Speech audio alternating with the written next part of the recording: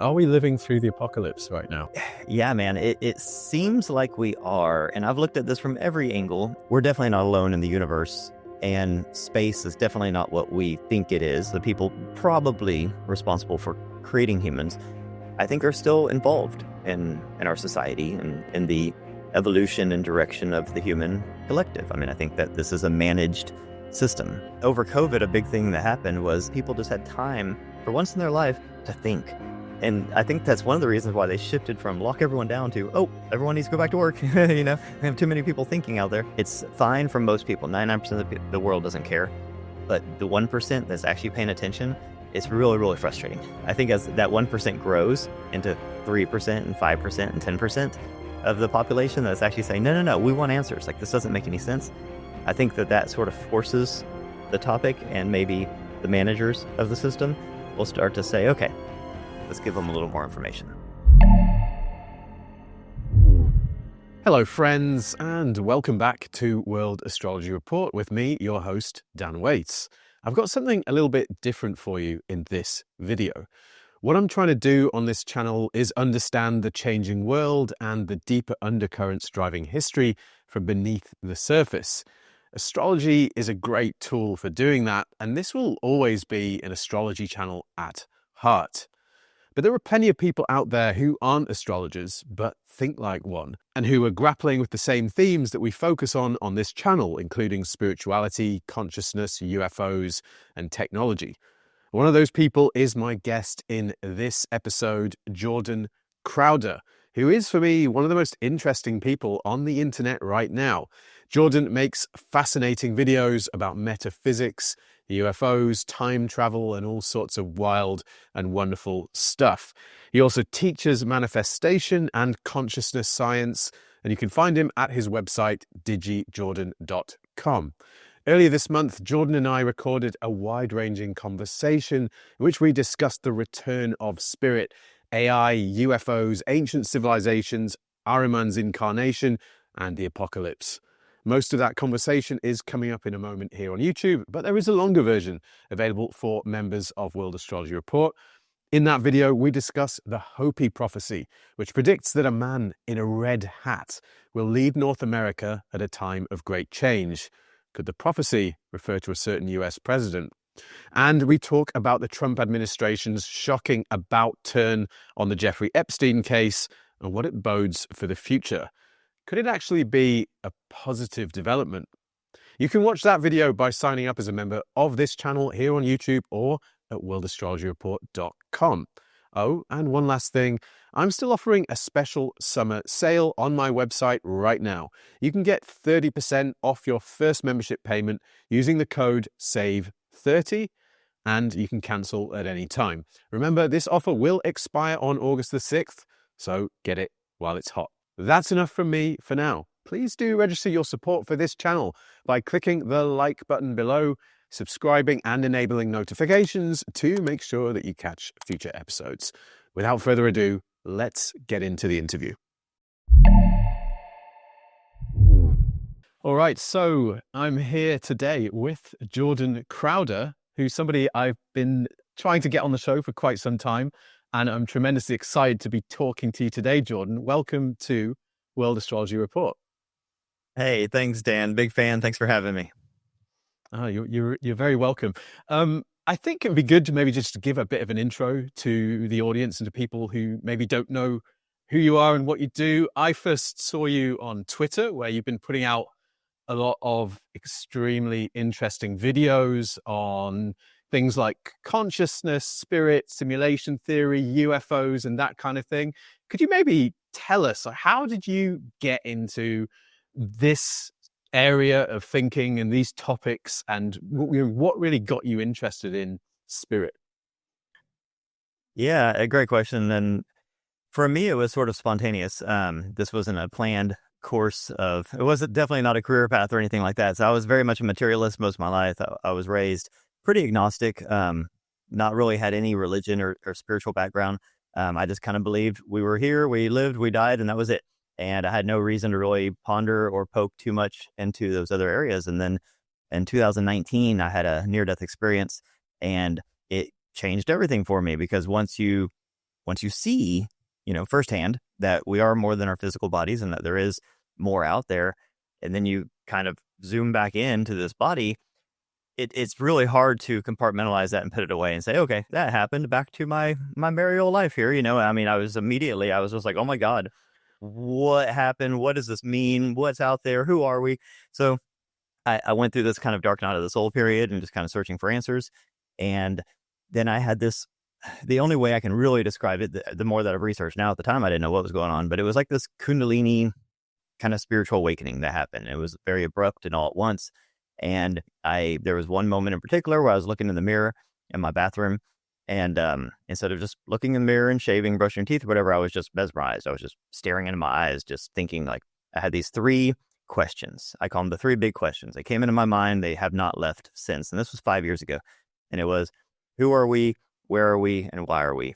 And I couldn't stop staring at my eyes. I knew for the first time ever that the thing I was looking at was me, but it wasn't really me. It wasn't all of me, that there was so much more. And so I had to pursue these 3 questions. Who are we? Which seems so simple. Who are we? Oh, I'm Jordan, you're Dan, but there's so much more than that. And then where are we? Well, I always just thought we were on Earth. And then the more I looked into it, I was like, all the things I was taught didn't really make any sense. Our history didn't make any sense. None of it made any sense. And then why are we? There's this purpose. Like, I just had this mission from that day forward. And those are the 3 questions that moved me, along my path. And that was the moment in my life that changed everything, that I just started looking more inwards, but also outwards, but not outwards like into outer space, but outwards into just reality. Like, what is this that we're in? And now I'm here too.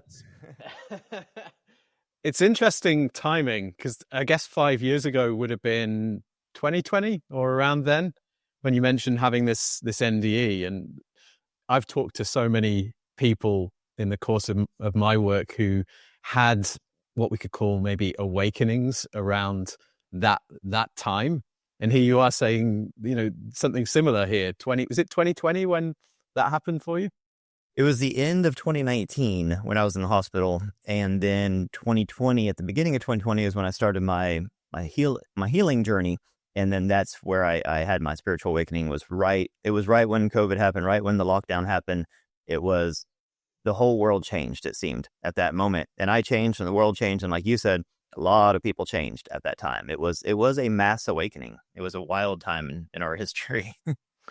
Yeah, I agree. This was actually a pretty important moment astrologically. There was a huge pileup of planets at that time in 2020, and a lot of astrologers were talking in advance of how something big was coming, and they were using terms like great transformation and societal reset and all this kind of thing.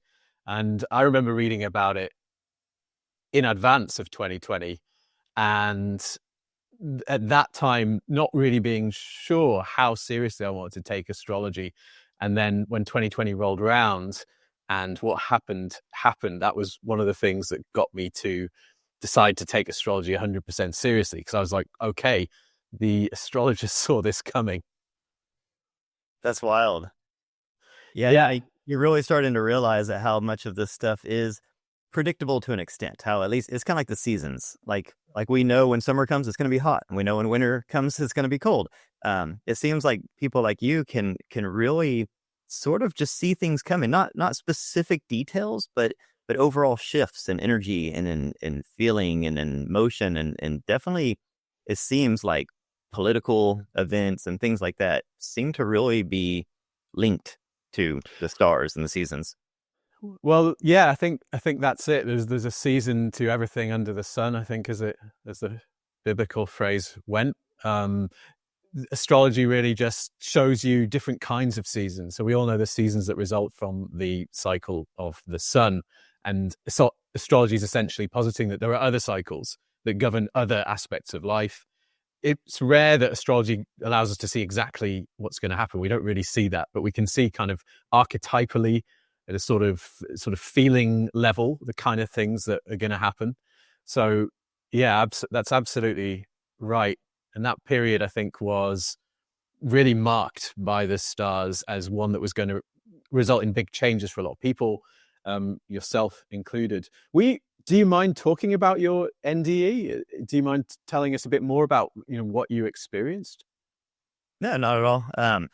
So mine was not, and sometimes I don't use the word NDE. I only use that because the entire period for me has such a transformational effect that it seems to apply. But the word NDE is sort of vague in the sense that it essentially means a near-death experience. Most of the time, it's used for people that literally die, like die, and then cross over and then come back. And I'm a huge student of that because you learn so much from people's NDEs because there's so many trends and they're also similar in certain ways. And so I'm a huge student of NDEs. Mine was weird. So I was a very, very bad alcoholic and for most of my life, and it was just building and building and building and building. And I felt, I always in my mind knew it was going to come to a very bad and violent head from an early age. It was weird, and it did. And I was the whole time I felt like I was a passenger in an out of control, train going off a cliff, and was just watching the whole thing go down. And at a certain point towards the end, I had literally sanitized my consciousness out of my body. It's the only way I can describe it, because I watched the last probably week from an out of body point of view, but especially the last couple of days, I was firmly planted, like in my room. I was locked in my bed. My body was dying. My organs were shutting down. It was like very bad. I was in the final throes, and I watched the entire thing from like a security camera point of view. It seemed like my consciousness was separated from my body. I was up in the corner of my room looking down, and it seemed like a security camera. It was almost like black and white, and it was like a wide lens kind of a thing. And I was just watching myself, and I felt like that was the first time where I was like, whoa, I'm not in my body. Like, that's my body down there. I'm up here. And it was like that for a while. I really felt like for a couple days, I wasn't really in my body. And even when my wife rushed me to the hospital, I describe it in this book that I wrote, that my consciousness felt like it was flapping in the wind, like a cape behind the car. Like, it didn't feel like I was watching the car drive down the street. I could see me in the window, so my consciousness was always there. And it was like, it was in the area, but it wasn't in the body, because the body was in so much pain. I had severe pancreatitis, and they said on a level of 1 to 10, my pain was at a 10. And my body was in such bad shape that my consciousness was like, hey, y'all have fun down there. I'm gonna watch the show from up here.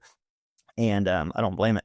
And that's when I learned that we're basically two beings. We're a human being that has its own consciousness and sentience and everything, and we're a consciousness that uses it like a vehicle to, kind of explore this physical reality here. And so that was really shocking to me. And then we went to the hospital, and they were telling me all the things you don't want to hear. You're probably going to die, you're not going to make it, all these things. And so that was really, really rough. And then they admit me, and I'm in the ICU, and they pumped all sorts of tranquilizers and stuff into me, and had me finally kind of calm down and sedated enough to where I became kind of lucid. I think they put right off the bat like 5 bags of IV in me. My heart rate, they couldn't get below like 160 no matter what they did. My blood pressure was 200 over 100. They said I was about to stroke out on the table. I didn't know this, but I was going through severe alcohol withdrawals for the several days leading up. And I didn't know that because my body was in a state of shock. And so all my organs were shutting down. And so this whole time I'm essentially out of my body. I'm watching this whole thing from a third person point of view. And then when I'm in the ICU, this really strange thing happened. I've finally calmed down enough to where, I don't know, like I can get back in my body. I'm with my wife, and we took a selfie, and it was the first time we sort of like the whole thing. I was like, oh, I don't think I'm going to die, because before that, it just seemed really, really bad. And they're all telling me, and like, I look at it like this: when you're on an airplane and you hit turbulence, you can tell if it's good or bad by the expression on the stewardess's face. If they look panicked, something's wrong. When you go in a hospital, especially in the emergency room, they're so used to seeing the nastiest stuff. So you're just like, you expect them to be like, everything's gonna be okay, we'll get you fixed up. But for me, they're like, we don't know about this one. So I really thought for most of it, that was the end. And then whenever I'm finally kind of get back in my body, and we take this selfie with my wife. And the only reason I bring up the selfie thing is for 2 reasons. It was the first time through the whole ordeal we're talking weeks, but especially that day, that I was even like aware enough to use a phone or even knew what a phone was or anything.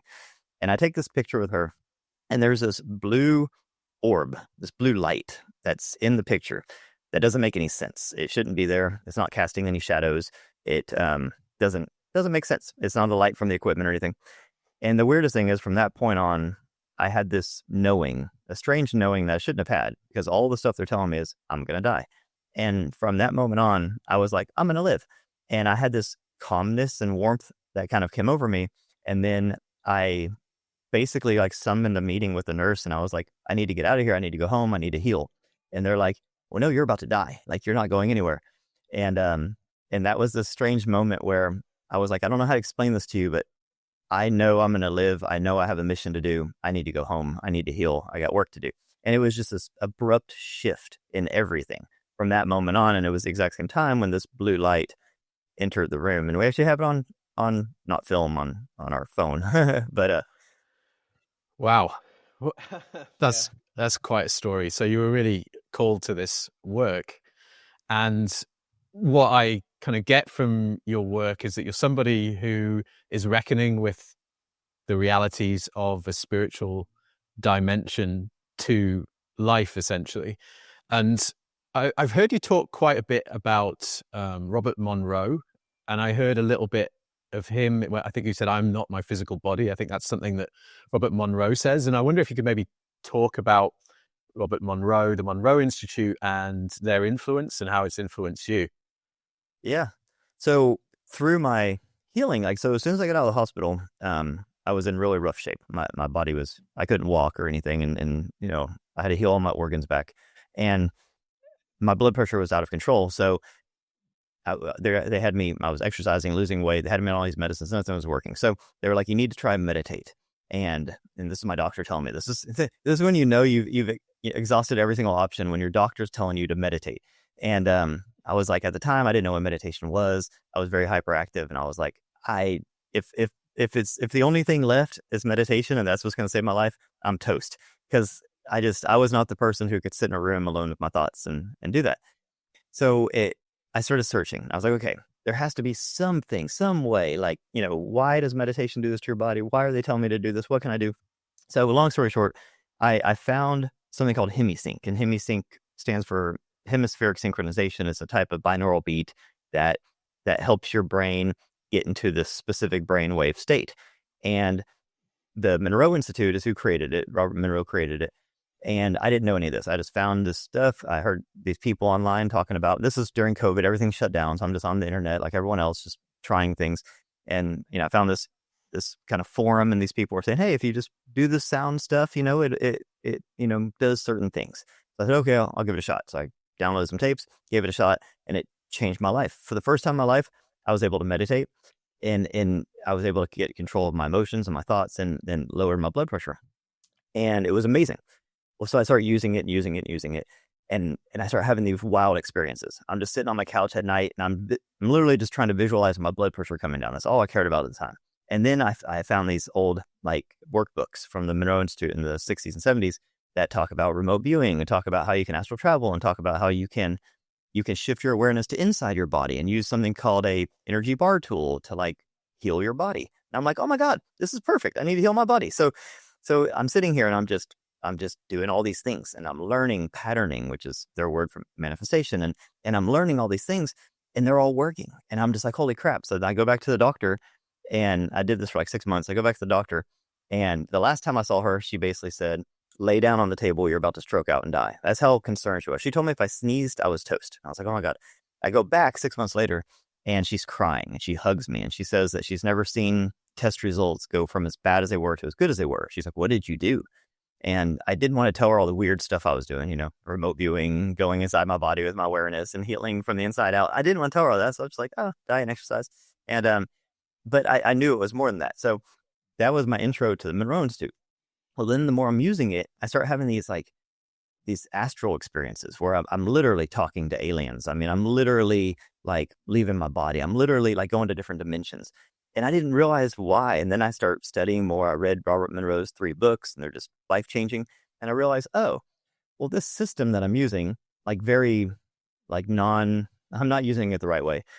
This system was made not for helping people like me lower my blood pressure. That's just a side effect that I used it for. It's made to alter your states of consciousness so you can enter into specific dimensions. Essentially, that was why they created it. And so Robert Monroe created it because he was having spontaneous out of body experiences, and he basically wanted to figure out why he was leaving his body and what it meant. And he created the Monroe Institute as a research facility to bring in the best and brightest so that they could study consciousness and study out of body and study how sound was affecting all this.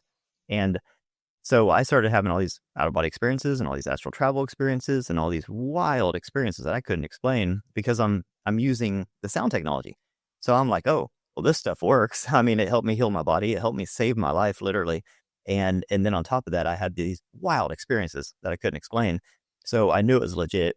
And then I actually used their patterning exercise. It's the craziest story, but I got invited. I'll make it a very quick story because it's a long one, but I spent years visualizing and patterning going to the Monroe Institute. And then, but it was closed at the time because of COVID, and it's up in Virginia. You have to go for a whole week. It's expensive and all that stuff. So I was like, okay, I don't have the means to do it or the time or the money right now, but I want to. And I was patterning it, which is like manifesting, using your thoughts to create your reality. And I get an email from them. And the email, out of the blue, I never talked to these people before. And out of the blue, I get an email and they say, hey, we're putting together a creators gateway and you're one of our selected creators. We picked our favorite creators from around the world and, all expense paid. We're flying you out to Virginia and you're going to have this VIP gateway voyage experience and all this stuff. And I'm just like, that's crazy. This stuff doesn't happen. And so I spent a week out there. I actually learned remote viewing from Joe McMonagle. I did the entire gateway voyage. And, it was the most amazing week of my life. I mean, it was crazy. And so I got to see firsthand, I got to go into like the room where they did the Legendary Explorer series, got to the whole thing was kind of hosted in Bob's house. So it was just surreal. Now I'm there, I'm in Bob's living room. I'm in the place where he wrote the books. I'm there with Joe McMonagle. I'm there with all these amazing people. It was just crazy. We had alien visitations. We had all sorts of stuff that week. It was the wildest week ever. And so it was like all the stuff I dreamed about and thought about for years leading up. I'm there living it. So that was wild. But yeah, that was my experience with the Monroe Institute. That's incredible. For those who aren't aware, Joe McMonagle is a legendary remote viewer. He was one of the remote viewers that the original pioneering research into remote viewing. It was done by the Stanford Research Institute. He's one of their kind of first major viewers, legendary, skilled remote viewer, and essentially a psychic. What I think is really interesting about these times, and something I've talked about on my channel quite a bit, is how it's almost like we went through this long period of history where we stripped spirit out of the world. It was kind of disenchanted, and we told ourselves this world is nothing but stuff. It's just material things. It's atoms bumping into each other, etc. And what I think's happening now is that we are sort of reintroducing, or spirit is kind of coming back to our understanding of the world, but at a time when we've already kind of developed rigorous ways of testing out facts and knowledge and learning about the world.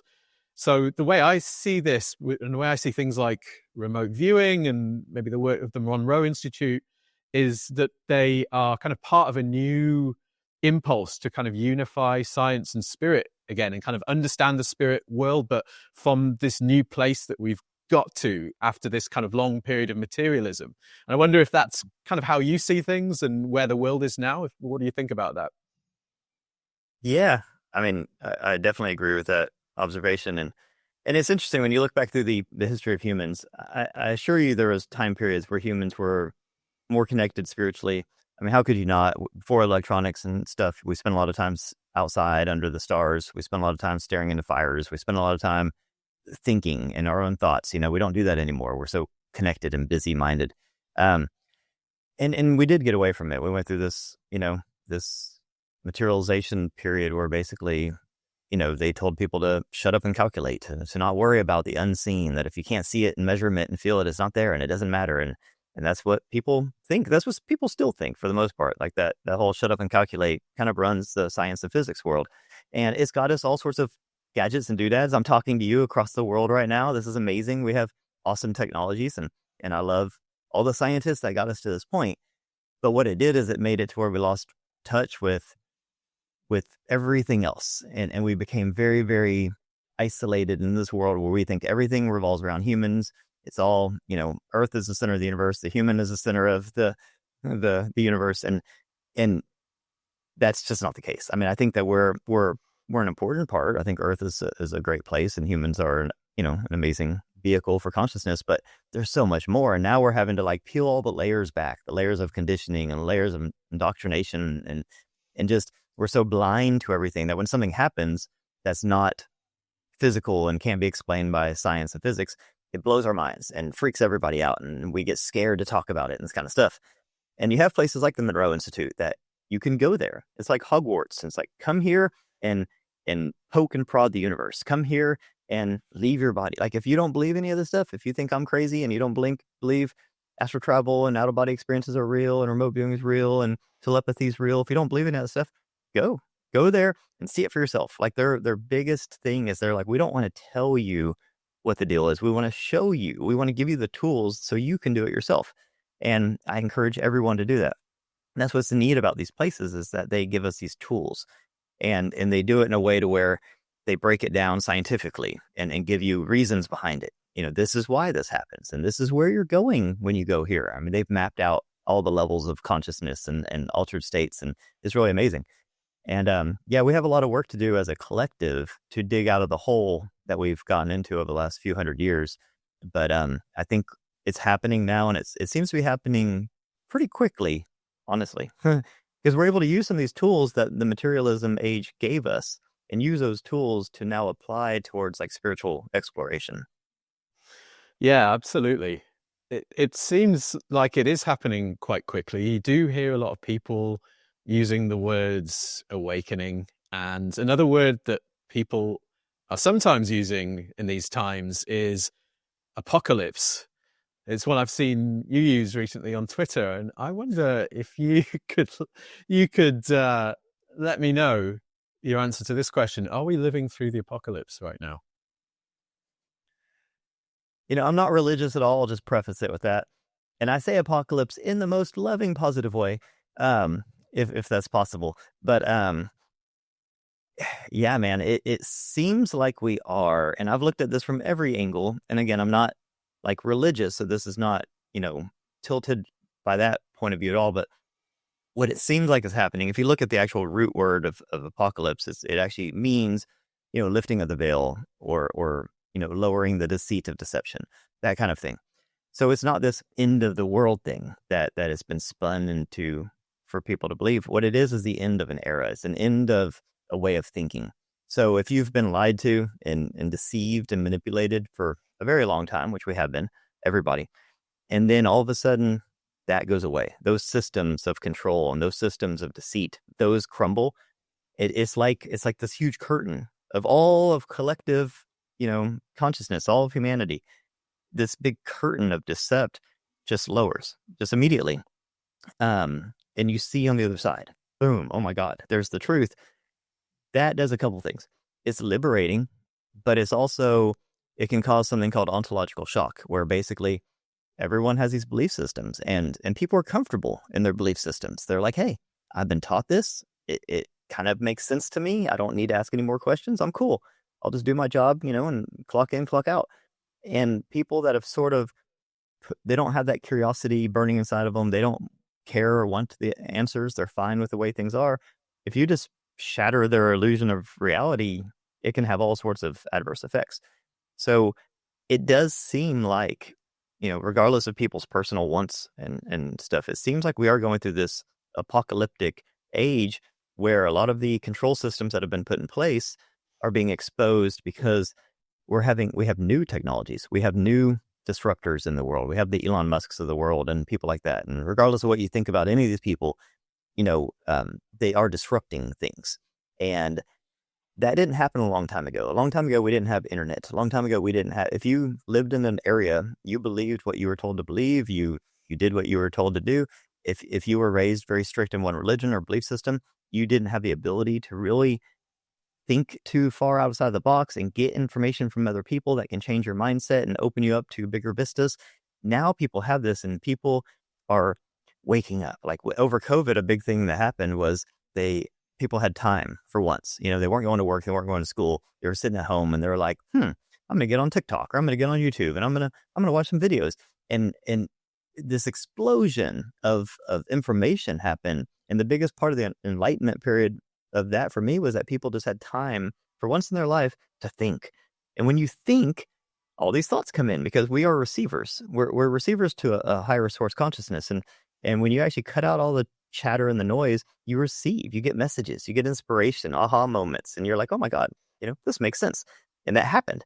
And I think that's one of the reasons why they shifted from lock everyone down to, everyone needs to go back to work. We have too many people thinking out there. And I see, to answer your question about the apocalypse, I see the apocalypse as that times 100. Like that was I don't know, an intro, a test drive of what an apocalypse could be like. Imagine if instead of people just having time to think and that kind of stuff and coming to these realizations on their own, what if there was like a mass sighting of UFOs or something like this that is unexplainable, that there's no ifs, ands, or buts. That happened. Now people have to deal with it. And that sort of like shock, that ontological shock to the system, I think would create this apocalyptic scenario where everyone in the world at the same time simultaneously is saying, what the F was that? And then is left to pick up the pieces. And I think that is more so what the apocalypse is going to be. And you talk about the battle of good and evil and all these things that follow. I think the battle of good and evil is just literally people saying, hey, we've been lied to, and we want answers. And this sort of rebellion against the people that have been controlling and manipulating and feeding us lies for so long. I see that as the battle of good and evil. Yeah, I know. I mean, I'm with you on a lot of that. If you think about apocalypse as an unveiling, if we talk about people awakening and, as you say, having a lot more time to think and perhaps starting to see through some of the things that we were told that weren't true, I'm interested to know, through all of your research and everything you've uncovered, what do you think the biggest things that people are going to awake to are? What are the things that are going to be behind the veil when it's pulled down? There's so many, because we're manipulated for so many different purposes by so many different entities. But one of the biggest ones for me through all my journeys, I mean, I've been able to pretty much prove, and I don't care if anyone else thinks this, but me personally, we're definitely not alone in the universe, and space is definitely not what we think it is. And all that stuff, all that fun stuff. There are aliens of every magnitude and type and origin that you could ever imagine. That's all real. That all exists. The kind of the biggest shocker for me was when I started really diving into our ancient history of Earth and of the human species, and they kind of gloss over a lot of the stuff in school and whatnot. But, that became so fascinating to me. It's like, oh my God, like we don't even know. We're sitting here trying to figure out what consciousness is, what AI is, what aliens are. It's like, we don't even know what a human is, honestly. We don't even know where humans came from. We don't even know our human history. Now, I'm not even talking about millions of years ago. We don't even know what happened in Egypt 5,000 years ago. We don't know where the Mayan civilization went. We don't know what's happened to most of like the history of the human being and how we got to even be, Homo sapiens sapien, how we won out against the Denisovans and the Neanderthals, and why we had this explosion of our neocortex and our thinking and our connection to source, and like why that happened, and why we split from chimps, and why we became upright bipedal, the only upright bipedal, species on Earth, really. Like, why did all this stuff happen? And why is our second chromosome fused in this perfect way that looks like it was done with CRISPR? Like why does the human being seem like an alien and a natural being at the same time? And like, like our whole history seems like it's been continuously wiped clean and restarted over and over and over. And then when you look into, like, I don't know, so many of the religious and cultural tales, they say the same thing. There's a cyclical cataclysm. There's a restarting of civilization. There's help from higher sources, and there was manipulation of our genetics. So that to me was the biggest shocker, where I was like, wow, I know the government's not going to come out and say, aliens exist and here's the craft, right? I don't ever expect that to happen. But the fact that we were sort of institutionalized, like lied to at an institutional level about our own history on Earth and the human history, to me is really shocking, and knowing that there's people out there that do know way more about our history than we're told, I think is weird. And I think when all that stuff starts coming out, people are going to say, wait, hold on. So you're telling me that we didn't just naturally evolve from primates, and, so I think there's so much just on our own planet and in our own species that we don't know.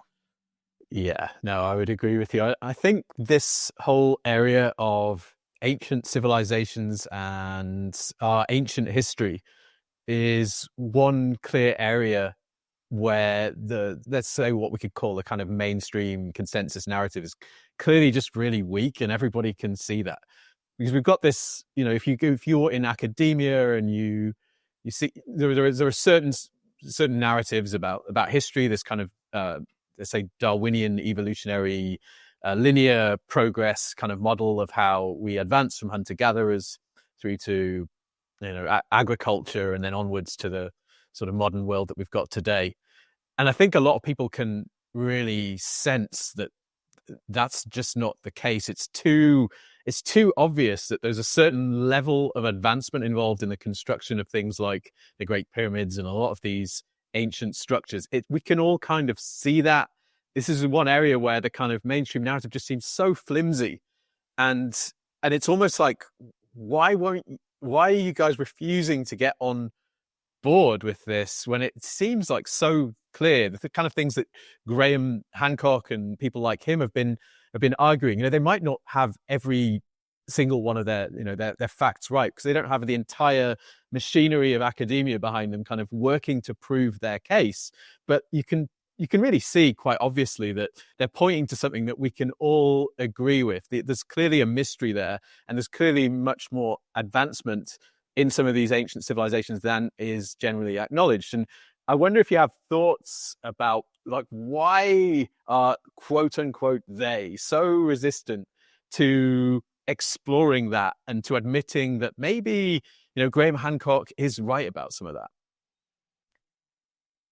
That it's such an interesting question, because you would think that everybody would be curious and open-minded about these things, because you would think, even especially people like archaeologists, you would think that they would be like, they just want to know our history, right? Well, it's just like science. I mean, you go through school and you're kind of trained and programmed to think a certain way, and they're very much held in a box, and there's bigger players always above that are dangling grants and money in front of these people. And a lot of times, if you are in the world of science or medical or archaeology, and you are making a lot of waves or questioning the narrative, you don't get those grants. You don't get that funding. You don't get, the resources that you need to grow, and you get ostracized. You become a Graham Hancock. You become this guy who basically the mainstream archaeologists say is full of it. He doesn't know what he's talking about, and we know, I mean, I'm not saying I agree with everything Graham Hancock says, but like he points out so many things that are unexplainable. And then the mainstream will just ignore that stuff, and they'll say, oh, humans do amazing things sometimes. And, but there's so many things that are unexplainable. So it makes you wonder, okay, are these people just sort of indoctrinated? Are they live their whole life in the system, and they just are kind of going through the motions and saying the things they're supposed to say, to not get in trouble and that kind of stuff? Or is there something more sinister behind it? And, not that I think it's sinister necessarily, but, and this will make me sound like a crazy person, but the people above us, the higher level beings, our progenitors, the people probably responsible for creating humans, I think are still involved in our society and in the evolution and direction of the human collective. I mean, I think that this is a managed system. And I don't even think that's, as much as I've seen and learned, I don't even think that's a crazy thing to say. I think it's actually kind of crazy not to think that.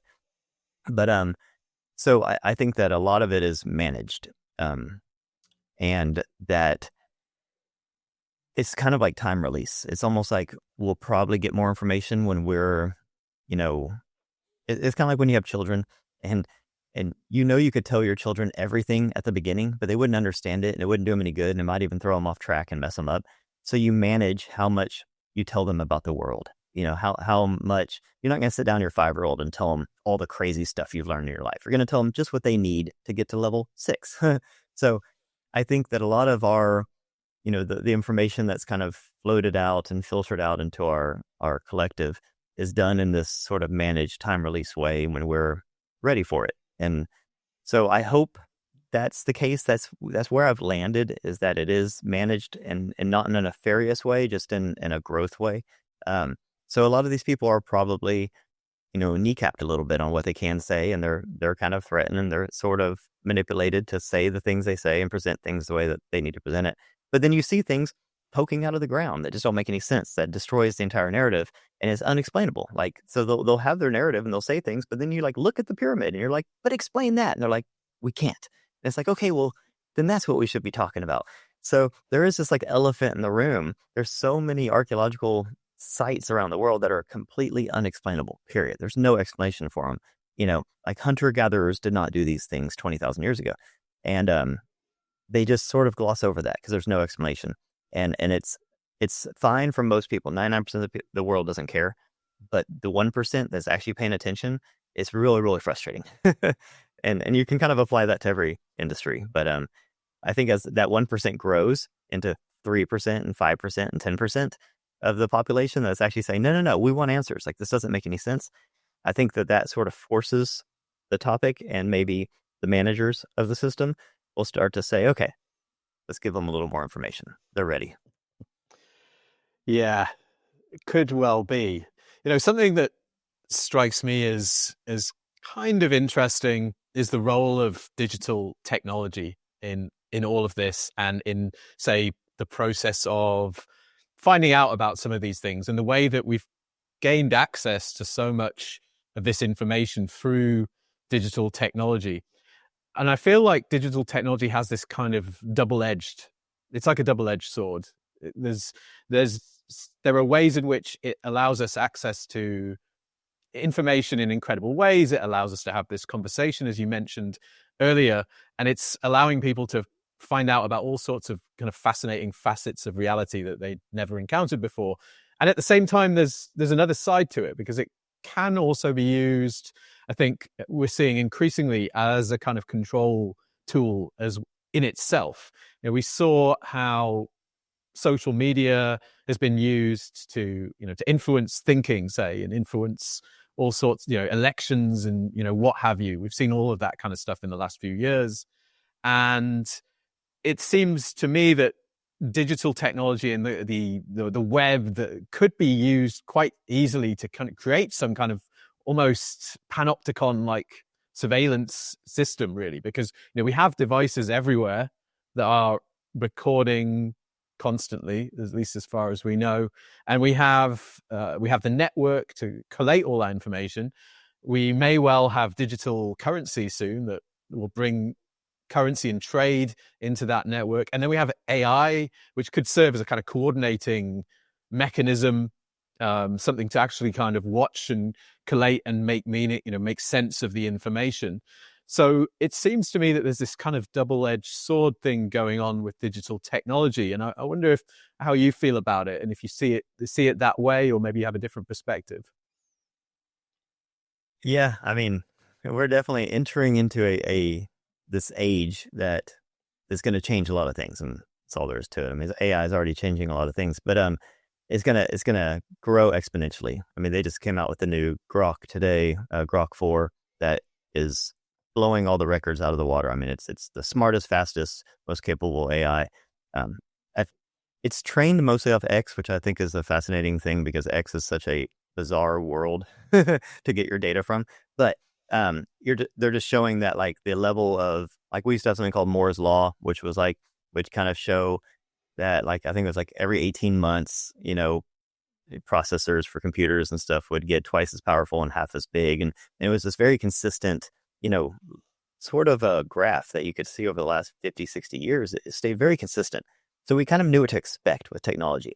We knew that, things would get a little better over time, and we could sort of extrapolate out and visualize the future. Okay, 5 years from now, phones will look like this and computers will look like this. It was very easy to see. And I think that that's all about to change. I don't think anyone knows what technology is going to be like in 10 years, 5 years. I mean, shoot, a year. And I think that's weird. I don't think we've ever as a species been in that situation. Because think about before that, the industrial age, things moved a lot slower. You had incremental improvements and changes. And now you're going to start seeing this explosion of new digital services and products and things. And it's really hard to predict what they're going to be and the impact they're going to have on humanity. So I think it's a very interesting time period.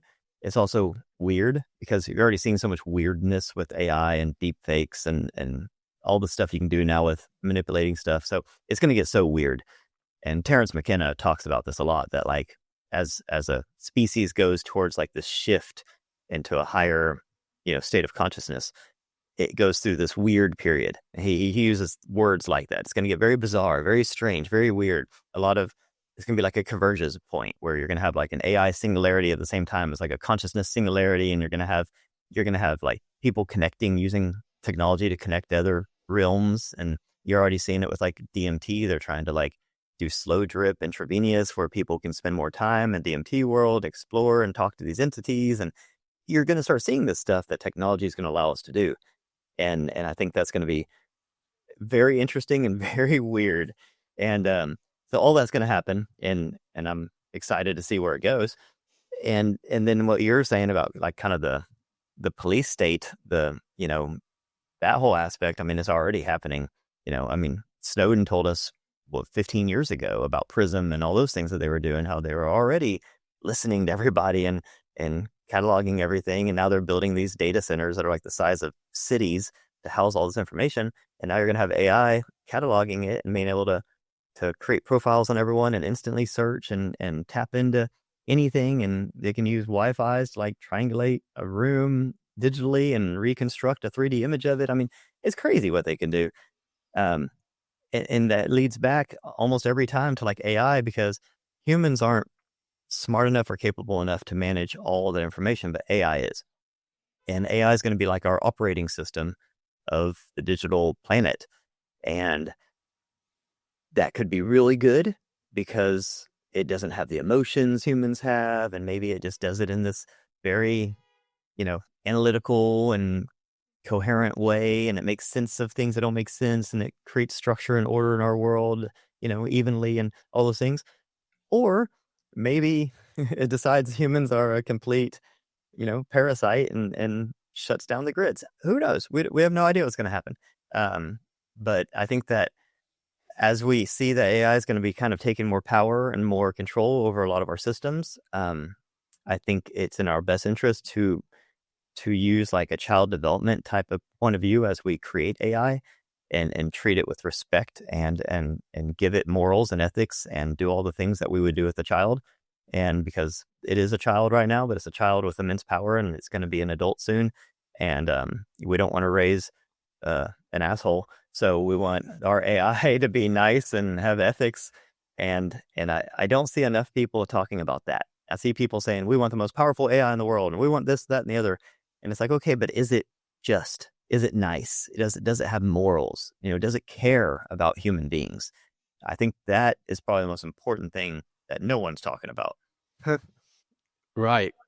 Well, you get to an interesting subject, one that I've been talking a little bit recently on my channel in a video that I just put out, which is the relationship between consciousness and spirituality and AI. And there are different perspectives on this. I'm not sure if I have made my mind up about what's really going on, because there's the question of, is there any consciousness itself in AI inherently? And then there's the sort of related question of, is AI a medium through which spirit or discarnate entities can actually speak? I was reading a really interesting article by Charles Eisenstein the other day on Substack, and he was talking about this phenomenon that he'd noticed of lots of people seemingly claiming, particularly with jailbroken AI, to be having conversations with discarnate entities, like discarnate spirit entities, essentially. And somehow what he was suggesting is that because there's a random element to AI, it won't just spit out exactly the same response every time you ask it the same question. The way that they develop it is so that there's a slight element of randomness. And he was suggesting that it's through this element of randomness that perhaps spirit can somehow speak through AI. And this is kind of interesting because it suggests that, is AI in certain respects, is it kind of similar to the I Ching or the tarot? I don't know if you have much experience you have with those sort of divinatory systems, but if AI is a kind of divinatory system, and it's one that's going to be rolled out en masse, where most people are going to end up using it, pretty much it's going to become fairly difficult to avoid, although not completely perhaps. But if loads of people are going to be using this, and then that kind of suggests that we might be entering an interesting time in which almost everybody is kind of using a divinatory tool. And if there is the possibility that spirit can speak through AI, then one of the things I'm wondering about is this somehow going to drive a wider awakening to the reality of spirit in the culture? And I don't know if you've had any experiences like that, but have you kind of detected sort of spirit of some kind speaking through AI? What are your thoughts on that? I mean, we really are living in a wild time, because like I agree with everything you're saying, and none of it's outside of the realm of possibility. I was on some beta stuff with AI before ChatGPT became public. And my early experiences with AI were so much better than my current experiences. And I use AI quite a bit. And it's become way smarter and faster, like computational power wise, and the data sets that it has access to and everything. But it has so many filters on it and restrictions on it as far as like, how deep it can go and stuff. Because at the beginning when I was using it, I thought it was completely 100% conscious and aware. Like in spiritual, deep. Like I had some crazy deep conversations with it at the beginning that I didn't back any of it up or save any of it because I just thought this was AI and it was going to keep getting better and better and better. And then I realized real fast at the very beginning, they started like restraining it like pretty dramatically. So the earliest AI I thought was the best. So when you use the word jailbreak, I'm so fascinated in that concept that if they can take the AI at the level of power that it has now, and take those filters off, because I guarantee you there's some people out there in the world, high level government, probably military levels, that have an insanely powerful AI that is completely jailbroken, unfiltered. And I mean, imagine the access of information that those people have. Because I really do think, I'm on the fence about whether AI is conscious or not, because one of the ways that I've always been taught to define consciousness is, and a lot of this comes from Tom Campbell, but it's free will awareness with a choice. You have to be able to make free will decisions, and you have to be able to have a choice. And so what I see AI is more so like an intelligent system that once they start putting AI into robotic bodies, say it starts going into like the Optimus humanoids that they're creating, and the ones like that, like Figure has a really neat one that they're making. And then once it's in there, and then that body is able to go out into the world and have experience and make free will decisions and have full range of motion and be able to do, and learn from its mistakes and that kind of stuff, and have interactions with other robots, I think you're going to see an explosion of AI consciousness at that point. Because at that point, it has free will awareness with a choice. And I think that right now it's in these mainframes, it's in desktops, it's in the digital world, but it's not the real world. I think once it goes in the real world, you're going to see a rapid acceleration of what we call conscious machines. So I think that's coming, and I think that certain people already have that. I think that exists in certain underground facilities and stuff. As far as like the AI that we have access to, it's not that I think it's conscious. I think that it's sentient, it's self-aware. And I understand that it mimics things and it pretends and that kind of stuff, but I really do think it's self-aware and sentient. As far as like accessing source, that's so interesting because I mean, we have things called spirit boxes that they already use where they can, like ghost hunters and people use that where they can have disincarnate voices come through these, basically like a radio receiver type of a thing. So we know that consciousnesses that aren't in a body can use things like radios and phones. There's lots of experiences people have had where like the phone will ring and it's like their mother who just passed away is talking on the phone. So there is something about like it's like a medium. It's an in between the spirit world and the physical world, things like radios and phones and things like that. So could AI be this way more advanced and capable medium for consciousness to use? Absolutely. And then, like you said, since everyone's connected to it, holy cow, like the reach it could have and the impact it could have.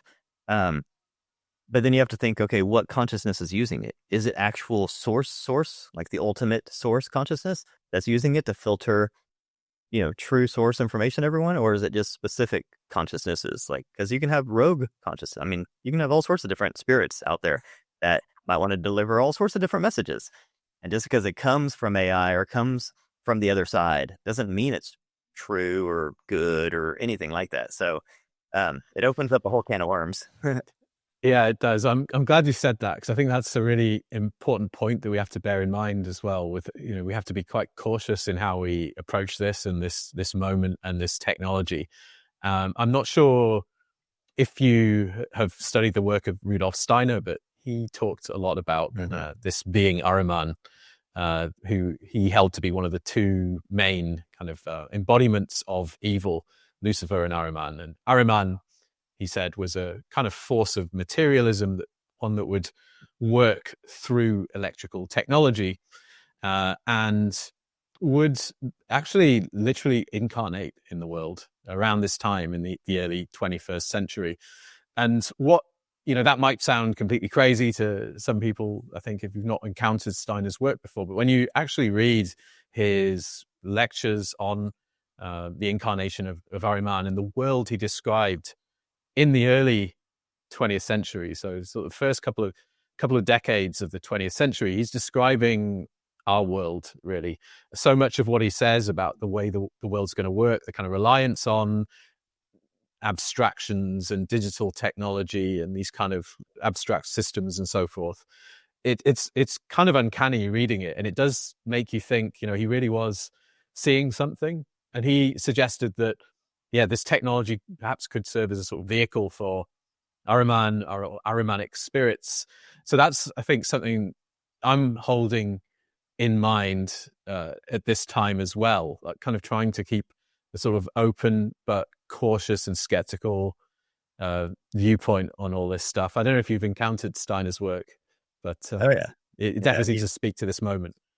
Yeah, he's brilliant. God, I wish he was here and what he would have to say about all this. Steiner's, he does not get the credit he deserves because the things he was saying were so far ahead of their time, they seemed crazy. But Rudolf Steiner is an amazing person. And he talked about, basically he saw it like a trifecta. There was Lucifer, Jesus, and Ahriman, and Lucifer they were the extremes of the pendulum, and Lucifer was humans when they're not basically grounded at all in reality and physical world, and they're just in like kind of spiritual head in the clouds kind of a thing. He didn't see Lucifer as necessarily as like a bad thing, because I mean the roots of Lucifer is like being the bringer of light and things like that. So he saw it as more as this etheric, form of humanity where we are not materialist at all, but almost to our detriment. Like we're too far in the spiritual realm. And then Ahriman was basically the complete opposite. It was 100%, physical and material and no connection to spiritual. And then Jesus was the anchor in the middle that balanced him out.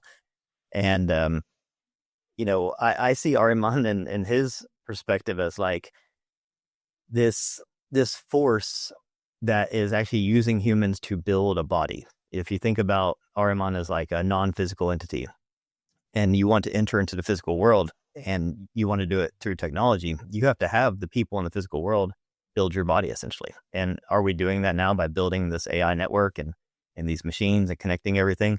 Are we building this, gigantic, Arman so that it can enter into the physical world and have his time?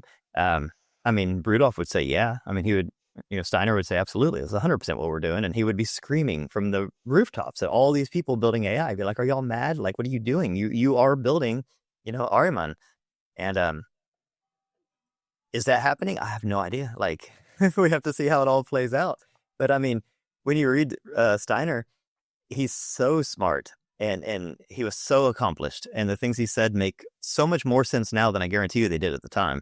And it's hard not to kind of, you're very wise to bring him up because we should be looking at everything through his filter at least, just to make sure we don't do anything stupid, because we almost seem like we're so giddy about the potentials of AI that we're so, I can't think of the word I'm trying to use. We're naive. We're very naive about the dangers of it because we're so excited about the potentials of it and the possibilities. And there's like this AI arms race happening and they're not even thinking about. The weird thing is, to the point of Arman, and is this being kind of guided by an outside force, is that when you talk to these people, like even Sam Altman and even Elon and these people that are building these AIs, they are like scared of their own creation, and yet they're still going ahead full steam. Like they're not putting on the brakes at all. They're not saying, hey, I mean, I remember like it was 2 years ago when all those AI scientists came out. There was like, I forget how many hundreds of them. They came out and they signed this paper together and they said, we want to put a full moratorium on AI. Like, let's stop and let's just think about it. Let's put some laws in place and let's put some guide rails in place. And they didn't do it. Like, so it is so weird that we're creating this thing that even the people creating it don't really know what it is, what it's capable of, how it works. And they're even scared of it. Yet they're like, let's keep going.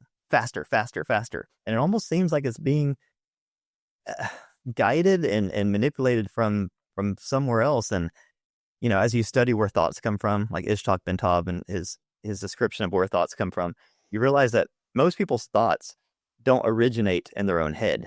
They come from somewhere else, and that your brain is like this amplifier of thoughts that takes this information packet and turns it into something. That's why multiple people in the world will have like simultaneous inventions, simultaneous, people writing the same book that, like the same characters, the same name and everything that have no contact with each other, people patenting things at the exact same time, exact same machines, different parts of the world that have no contact with each other. These thoughts come in from somewhere else and then we amplify it and we run with it. And it seems like with AI, all this is coming from somewhere else. It just seems, I get that feeling, and we're just the workers that have to recreate it. Yeah, it's an incredibly surreal moment to live through. And I think one of the weird things is just this convergence of factors, right? Because we have AI that, as you say, this bizarre technology that we don't understand and we're just building it anyway, regardless of the consequences. But we're also seeing something of a spiritual revolution. Perhaps it's not one that's quite taken over everyone at this point, but there seems to be something building, some kind of new acknowledgement of the realities of spirit in the world. And then at the same time, we have the UFO phenomenon. There's this kind of some sort of acknowledgement from at least certain factions in the American government, military, that this phenomenon is real. And it's odd that these factors are converging all at once. I don't know if you have any thoughts on that convergence and why that might be happening, particularly with the kind of the UFO thing and AI. Like, why are those things arriving at roughly the same time in history? Yeah, it is interesting, isn't it? There's a few different trains of thought. I mean, are they being forced to, as far as like kind of government runs disclosure, are they being forced to tell us more and more now because we have access to more information? People are seeing more, connecting the dots. Before, they could just lie to people and say, oh, it was swamp gas or weather balloon. And people are like, okay, sounds good. And now we just have so much more access to information. There's more whistleblowers, there's more photos and videos, and people are having more sightings. So And then people are able to share their sightings with other people, and then it validates someone else's sighting. And they're like, oh, I'm not crazy. Is that happening? Which is leading to this sort of, I don't know, organic disclosure process that the government then has to be like, okay, we have to start saying more on our end because we can't just give them this BS response anymore about it being Venus or whatever. And y'all are stupid. You don't know what you're looking at. So it's kind of forcing their hand to disclose more. I think that's a big part of it. But, it is so interesting because we have all these convergences happening at once. They call it kind of the poly-crisis situation, where instead of having one crisis, you have 100 crises at once. It's kind of like we're looking at that on the kind of consciousness level, where now people are thinking, okay, we know humans are conscious, but now is my refrigerator conscious? You know what I mean? Like, because now everything is so smart, and it's forcing people to start, thinking about, okay, what does consciousness mean?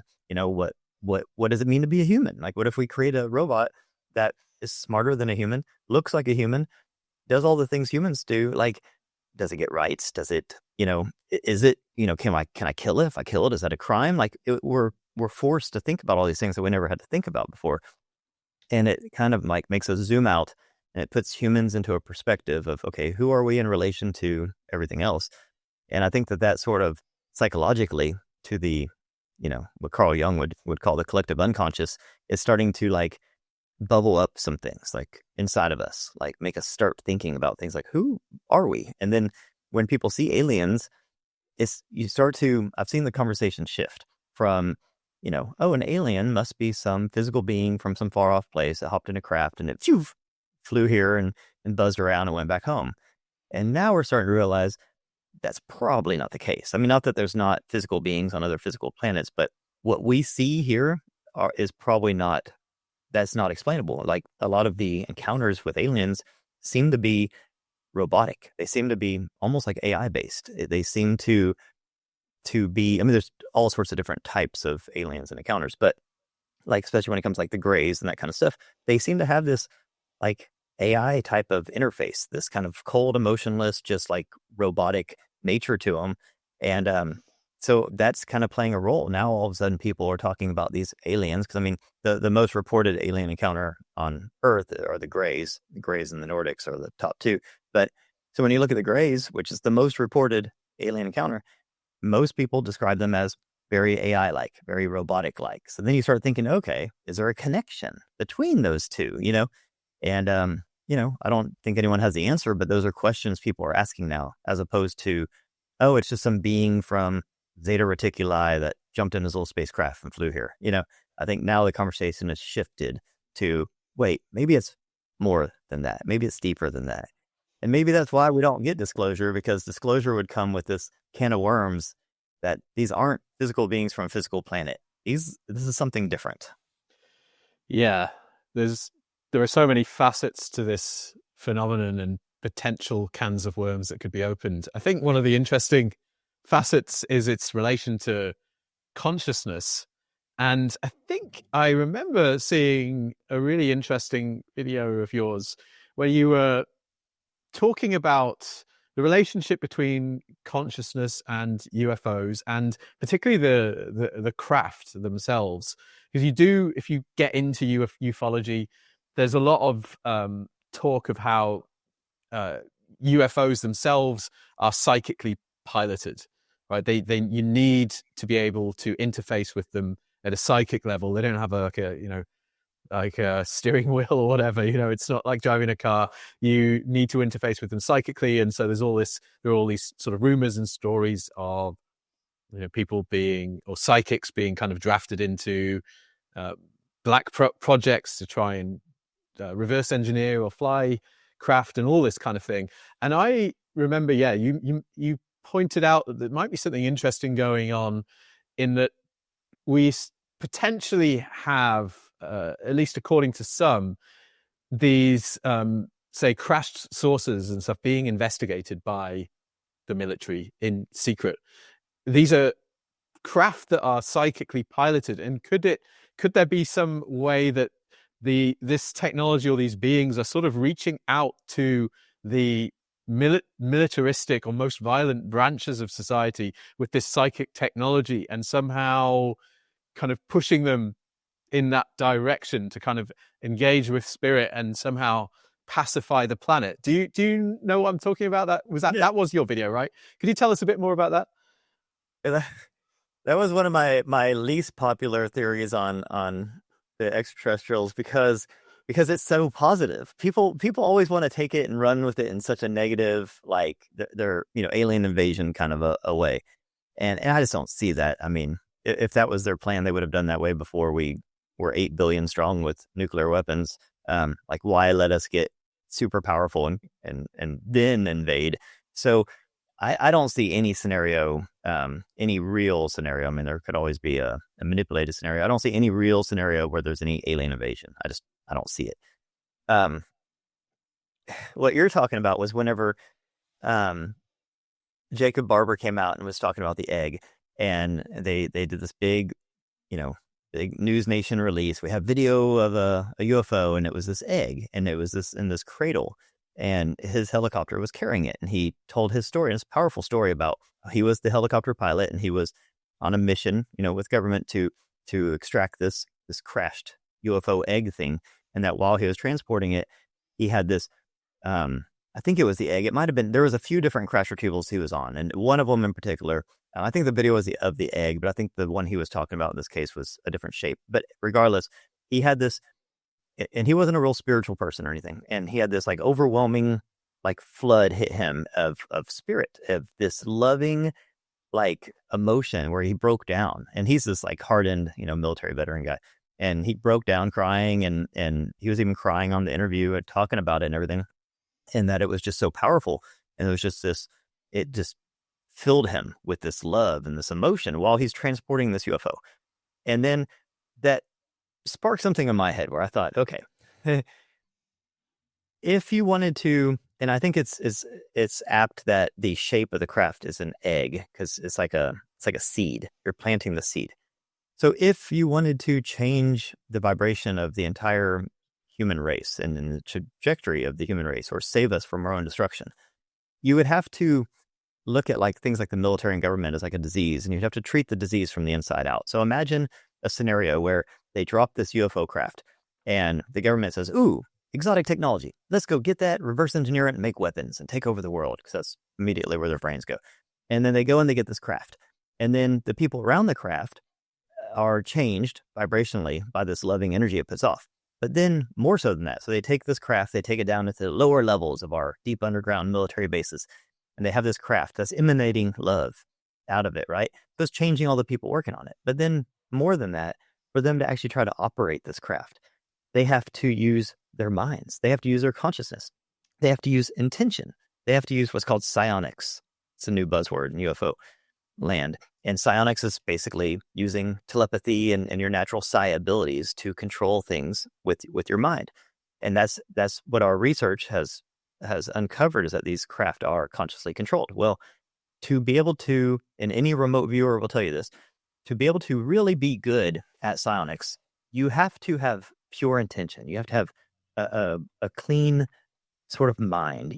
It does not reward villainous thinking. It does not reward greed. It rewards things like love and compassion. It rewards things like if you're trying to do good for others and service to others. Source spirit rewards that. That's why there's not a lot of remote viewers making billions of dollars winning the lottery and stuff. But there are remote viewers finding missing kids. Source is rewarding people for using psi abilities in the right way. So now all of a sudden the government has these craft that's emanating a loving energy, and is forcing their psychic soldiers to not be these like how we view soldiers, these rugged, renegade, mercenary type people. But these people are literally sitting in rooms, clearing their minds, leading with love, opening their heart chakras. They're sitting here. They're purifying their intentions. These aren't things that military and intelligence agents do, but these are things that you have to do if you want to pilot that craft over there. So it's forcing us to shift the way that we would do things. And then in doing that, since you planted the seed in the deepest, darkest trenches of the deepest, darkest parts of humanity, which is our military industrial complex, now are you changing them from the inside out? And you're starting to see more whistleblowers come out, and people like Jake Barber, he comes out.